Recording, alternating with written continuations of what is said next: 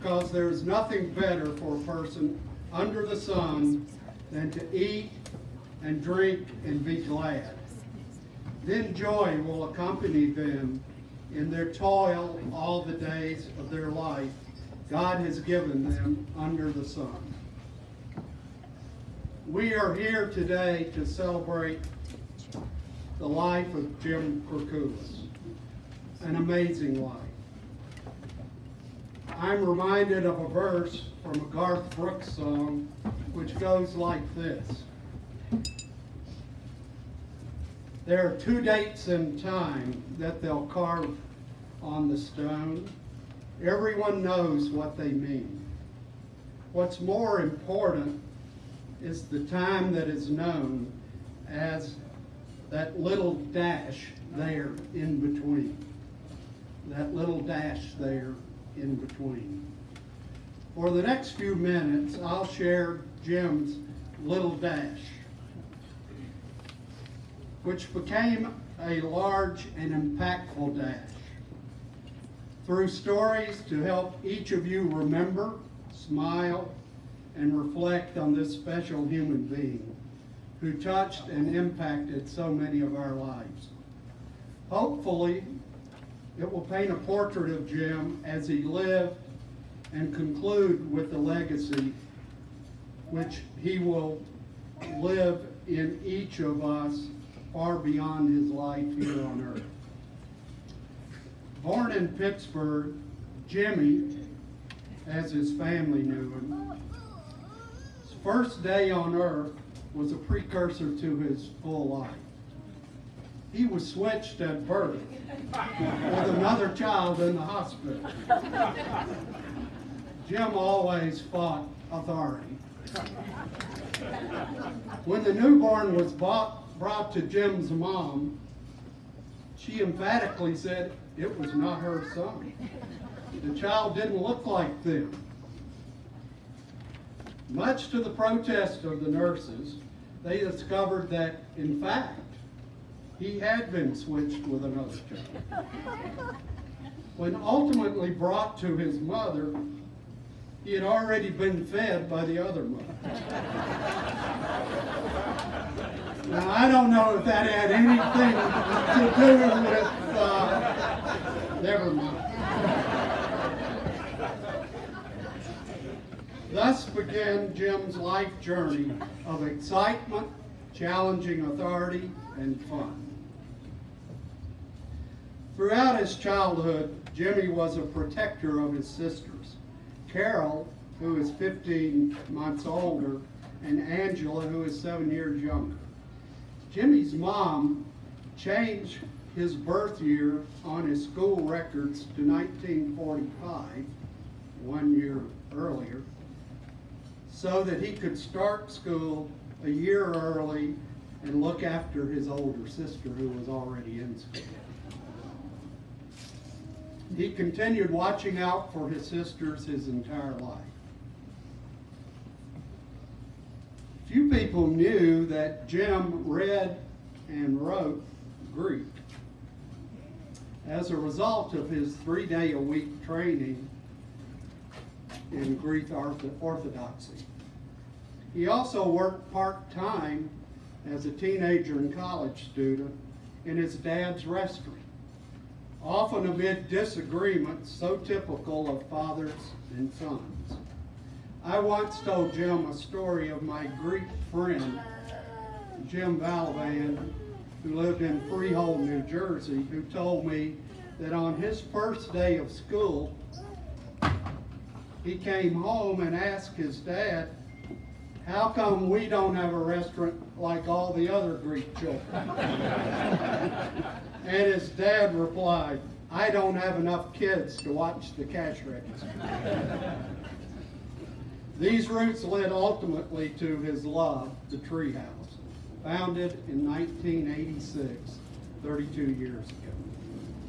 Jim was an avid and quite good baseball catcher throughout high school, college, at Youngstown State, and later in his time as an officer and tank commander at Fort Benning during the Vietnam war times.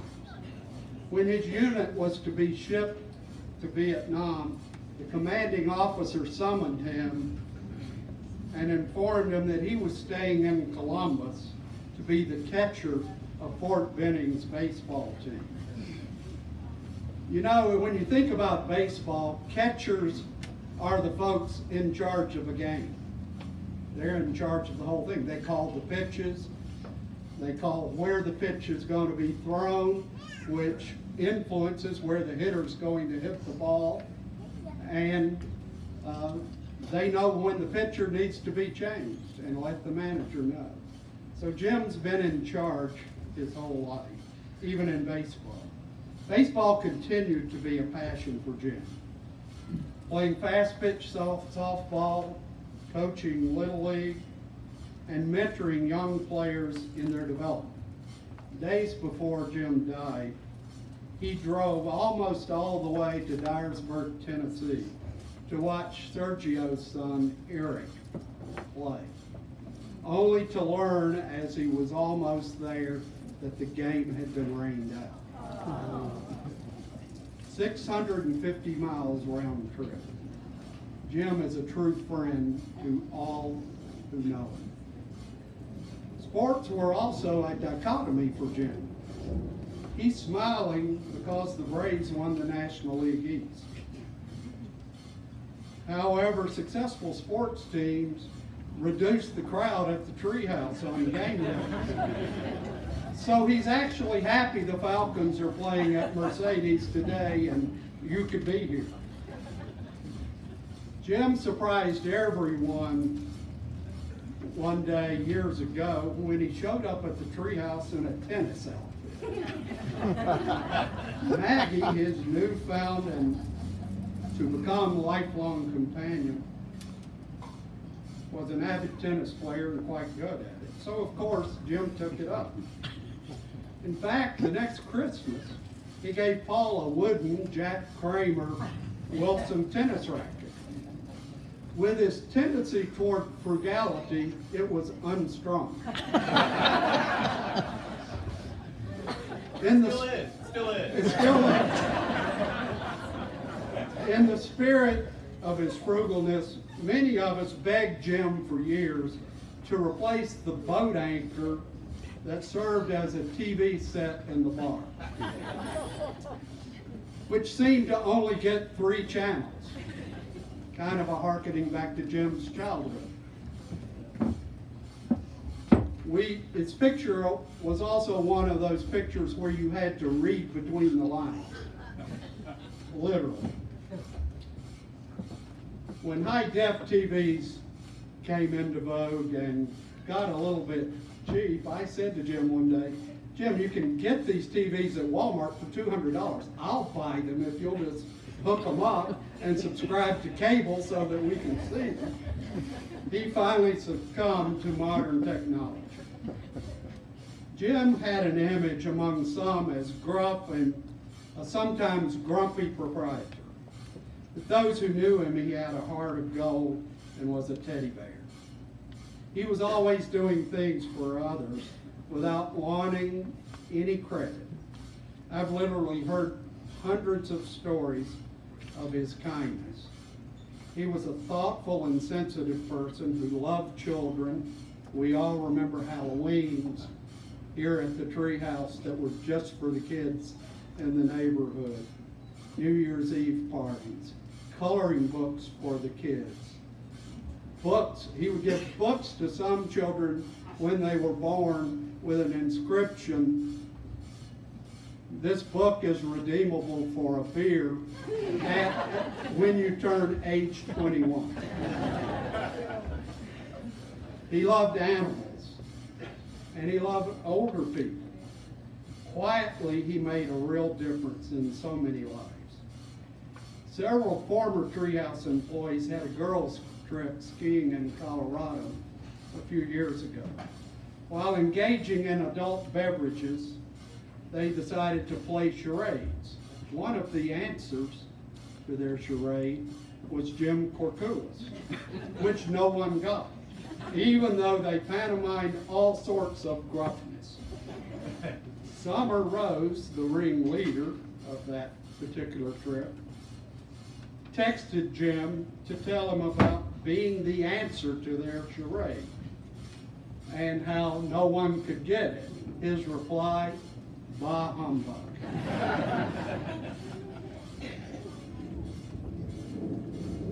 Jillian and John Cook tell of Jim driving past their house every morning, which was way out of his way on the way from home to the treehouse, while Jillian was pregnant with their daughter, Kate.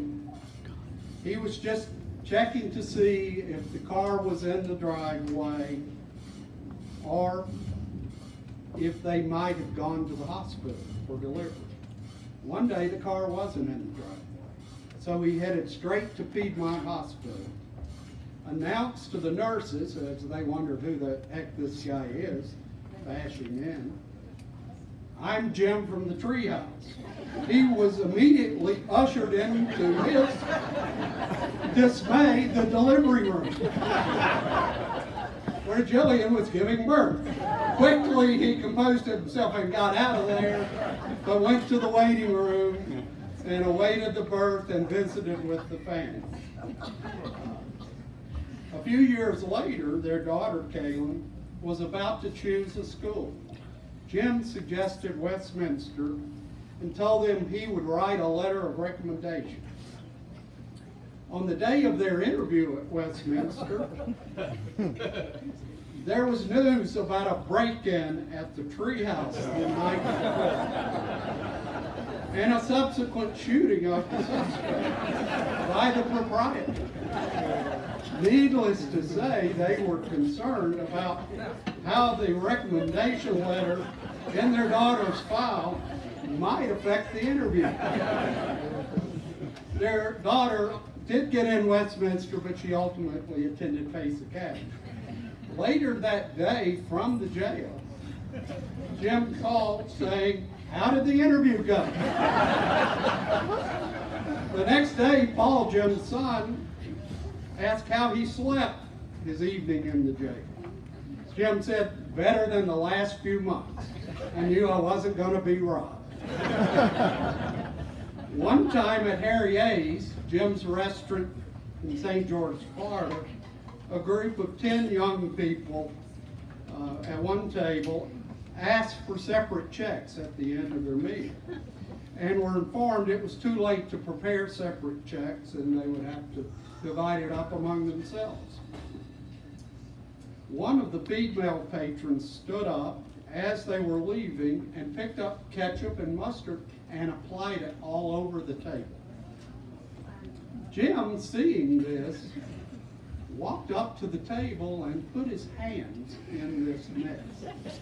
And there was one of the young gentlemen, a big, tall, healthy guy, was walking out, and Jim put his hands on his back and kind of rubbed it in and said, "Glad you enjoyed your meal, and so happy to serve you."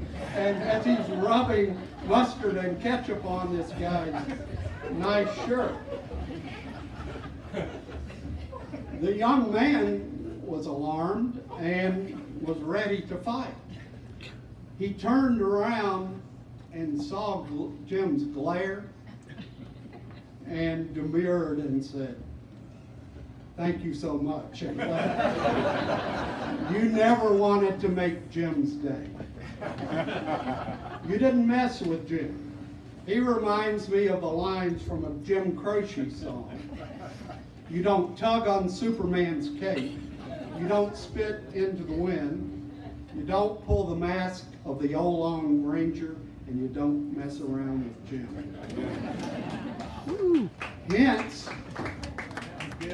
Hence free Kourkoulis bumper sticker. One weekend, when it was especially crowded at the treehouse, about like this, but people were actually paying to eat and drink, a young couple was waiting out there to get in. Peggy, one of the regulars, and still regulars here, decided she would help the staff and take an order from the young couple. Not realizing they were French and spoke no English, they said they wanted to order the free Kourkoulis.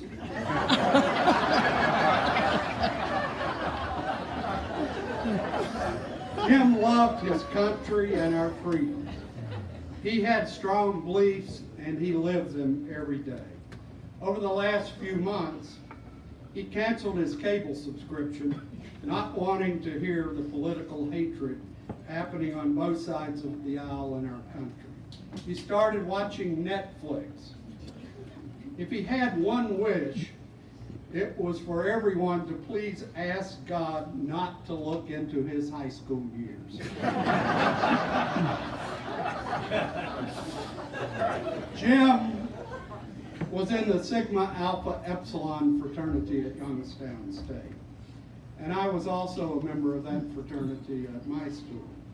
We had many fond memories of somebody, anybody, everybody, which we were often called by fellow fraternities. The creed of SAE is the true gentleman, written in 1899. This is it. This is Jim. The true gentleman is the man whose conduct proceeds from goodwill and an acute sense of propriety, whose self-control is equal to all emergencies, maybe not quite, who does not make the poor man conscious of his poverty, the obscure man of his obscurity, or any man of his inferiority or deformity, who is himself humble if necessity compels him to humble another, who does not flatter wealth, cringe before power, or boast of his own possessions or achievements, who speaks with frankness, but always with sincerity and sympathy, whose deed follows his word, who thinks of the rights and feelings of others rather than his own, and who appears well in any company, a man with whom honor is sacred and virtue safe.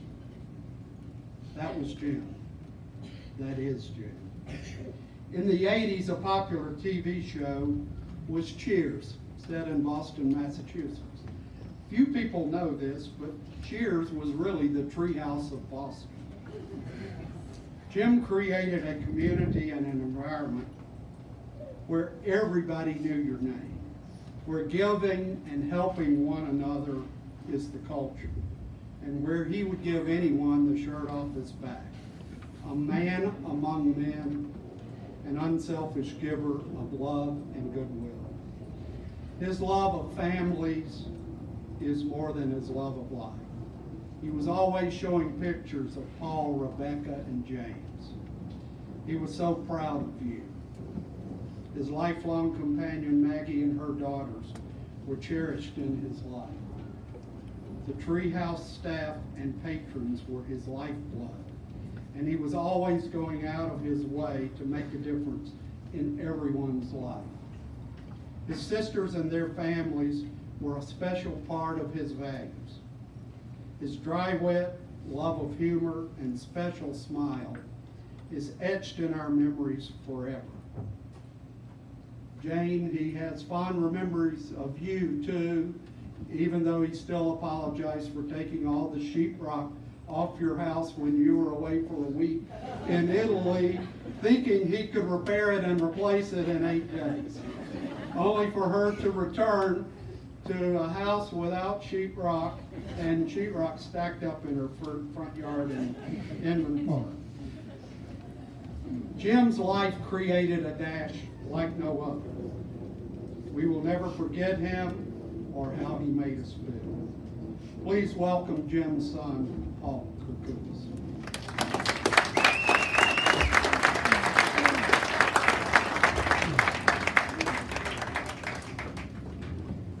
Hey, make sure everybody get a drink. Get a drink. That's what my dad would want. Get a drink. I'm serious.